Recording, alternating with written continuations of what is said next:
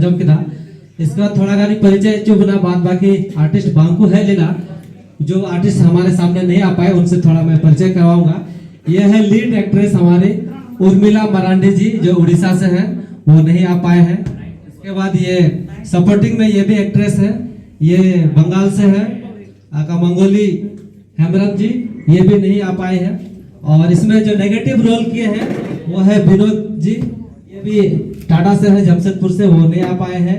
यहाँ तो ये आ चुके हैं कस्तूरी जी, ये मैं खुद हूँ, देख लीजिएगा यहीं पे है।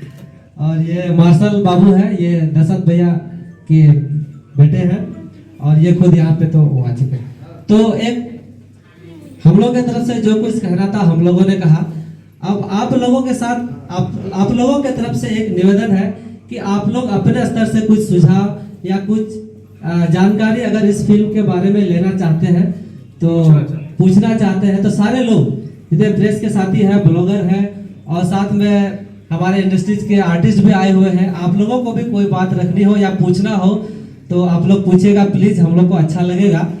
और हम लोग चाहेंगे कि हर सवालों का जवाब यहाँ हम लोग देंगे।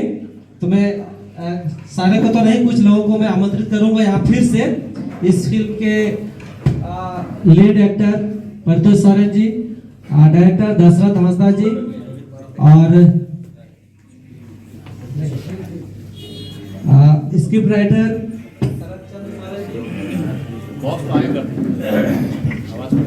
और महेश प्रसाद सोरेन जी। मैं आपको भी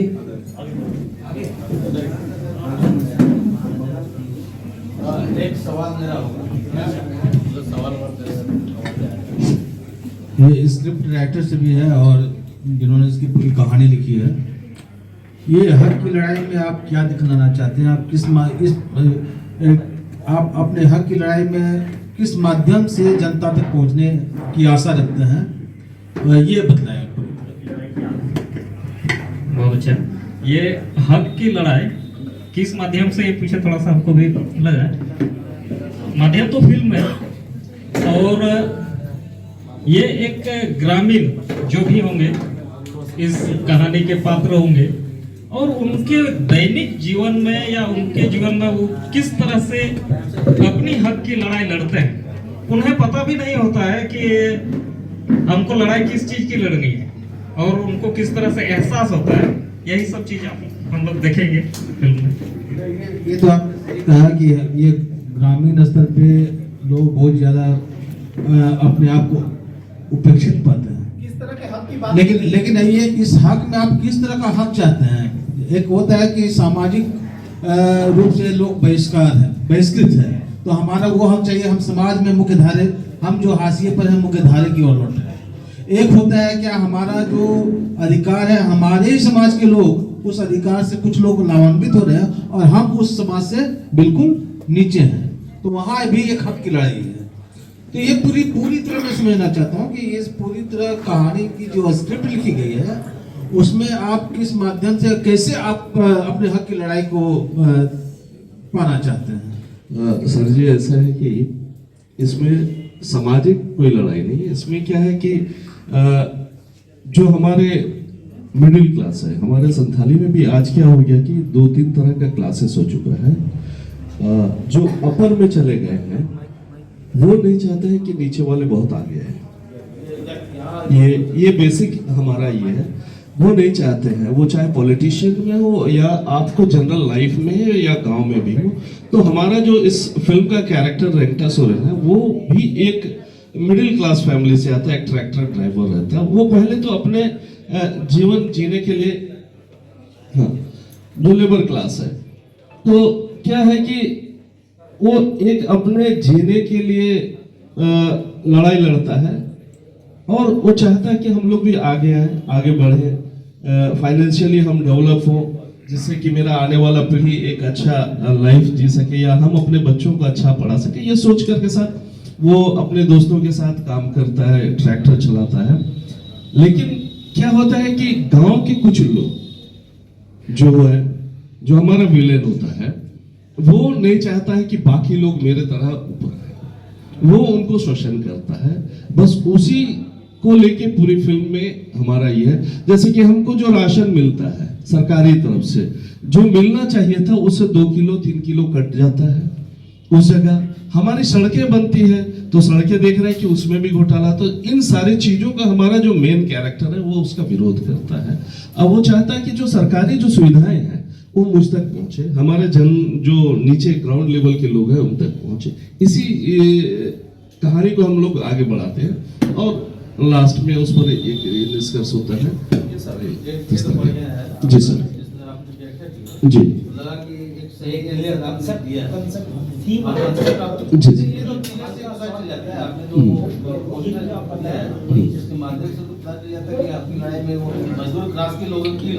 हाँ, ये जानना चाह रहा था आपके मुंह से, आप चेहरे से ही जानना चाह रहे थे कि आप आगे किस रूप में इस कहानी को लेते हैं। नहीं, यही इसी पे गया है, टोटली इसी पे। जी सर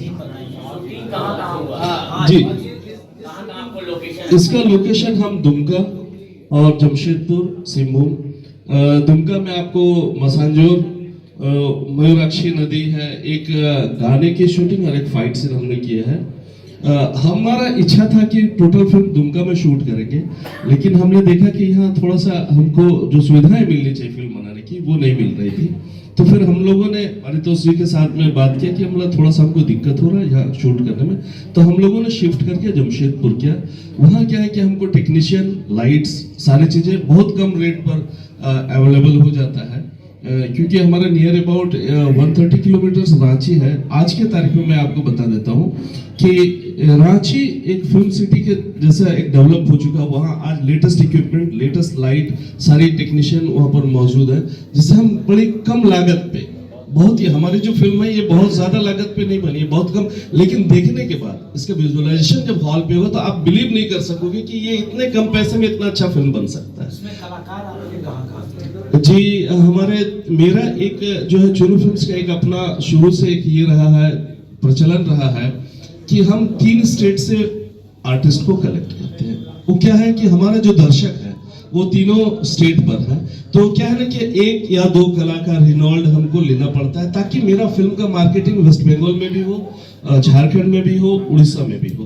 तो जैसे कि हमारी फर्स्ट नायिका वो उड़ीसा से बिलोंग करती है, सेकंड जो नायिका है वो आपको वेस्ट बंगाल दुर्गापुर से बिलोंग करती है, और बाकी जो है आपको जमशेदपुर है और दुमका के।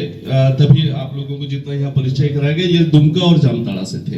एक हमारा जो थर्ड लीड कैरेक्टर है वो आपको जामताड़ा का है। तो इस तरह से हम लोग हर जगह से आर्टिस्टों को कलेक्ट किया, और जो जैसे कि बताया कि आपको कि हम जहाँ टेक्नीशियन में फेल हो रहे थे, जहाँ नहीं सक रहे थे, जिस चीजों खास करके इस फिल्म का यूएसपी है हमारे दर्शकों। अभी तक मैंने करीब 35 फिल्में की है, और उसमें क्या होता था कि कभी कभी मेरे पास फाइनेंस नहीं होता था, कुछ चीजों को हम दर्शक तक नहीं पहुंचा पाते थे, और दर्शकों का एक डिमांड था, क्योंकि आज हमारे दर्शक साउथ के फिल्म से प्रेरित हो चुके हैं। उनका आई जो है पूरा वो आपको साउथ के फिल्म पर बैठ चुका है।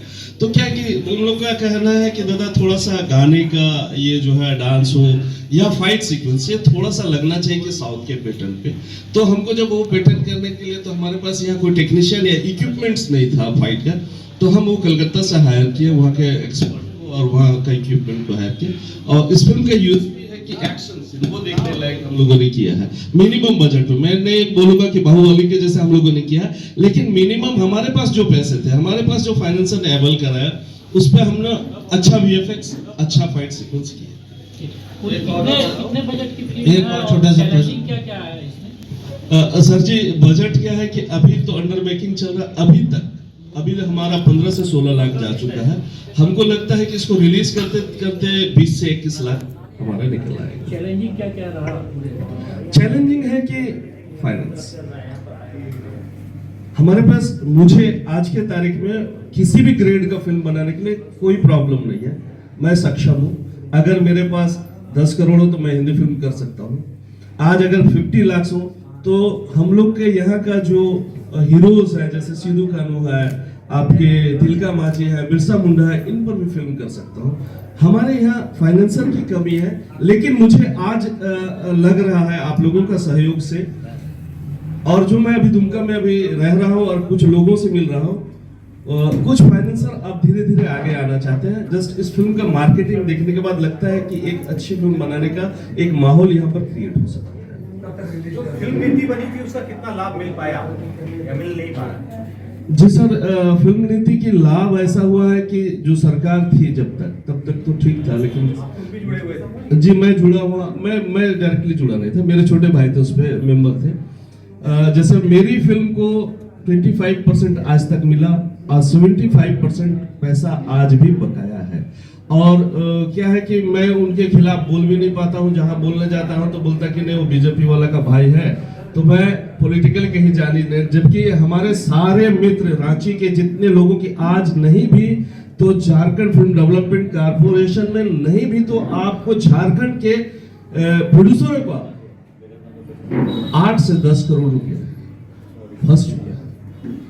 हम खुद बैठ चुके थे, वो तो इन लोगों का महेश बाबू का देन है कि मैं फिर से फिल्म बनाने लगा हूँ, नहीं तो हम बैठ चुके थे, हमारे सारे पैसे बैठ चुके हैं। मेरा जो फाइनेंस था उस फिल्म पे लगा, वो यानी एक तो कोरोना से फिर हम फिल्म चला नहीं पाए, वो फिल्म बैठी हुई है।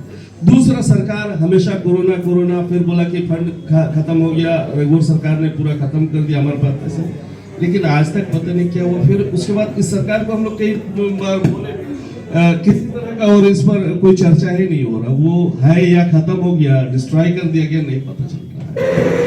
एक छोटा सा और सवाल है कि आपने फिल्म बनाई, झारखंड का पूरा लोकेशन भी है जी, और आप दुमका जमशेदपुर के कलाकारों को अपना स्थान दिया है। ये झारखंड में क्या एक्ट्रेस की कमी है या फिर आपने फिल्मों को आगे बढ़ाने के लिए या फिल्म के माध्यम से पैसे अधिक से अधिक कमाए जा सकते हैं, तो इसके लिए आपने बंगाल से एक्ट्रेस का चुनाव किया है? नहीं, मेन क्या है कि हमको ये देखना पड़ता है कि अगर हम यहाँ से हीरो ले रहे हैं, यहाँ से विलेन ले रहे हैं, तो हम बाकी 2 कैरेक्टर को हम बाहर से लेते हैं। अगर मेरा उड़ीसा से हीरो है तो हम प्रयास करते हैं कि झारखंड से हीरोइन है। ये हम लोग का फिल्मी मैथमेटिक्स रहा है। जब हम लोग डबल लैंग्वेज करते थे तो हम लोग उस तरह के करते, जैसे उड़िया और बंगला फिल्म बनाता तो हीरो बंगाल से लेता, उड़ीसा से हीरोइन लेता, ताकि दोनों स्टेट पे मार्केटिंग हो। ये हमारा एक पॉलिसी है।